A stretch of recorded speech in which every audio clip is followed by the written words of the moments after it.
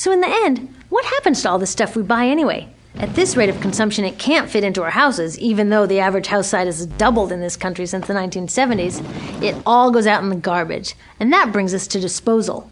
This is the part of the materials economy we all know the most because we have to haul the junk out to the curb ourselves.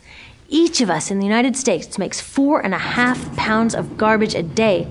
That's twice what we each made 30 years ago.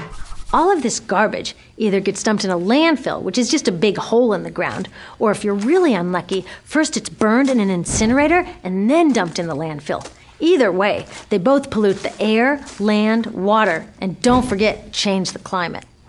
Incineration is really bad. Remember those toxics back in the production stage? Well, burning the garbage releases the toxics up into the air. Even worse, it makes new super toxics, like dioxin. Dioxin is the most toxic man-made substance known to science, and incinerators are the #1 source of dioxin. That means that we could stop the #1 source of the most toxic man-made substance known just by stopping burning the trash. We could stop it today.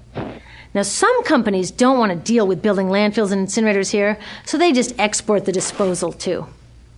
What about recycling? Does recycling help? Yes, recycling helps. Recycling reduces the garbage at this end, and it reduces the pressure to mine and harvest new stuff at this end. Yes, yes, yes, we should all recycle, but recycling is not enough. Recycling will never be enough for a couple reasons. First, the waste coming out of our houses is just the tip of the iceberg.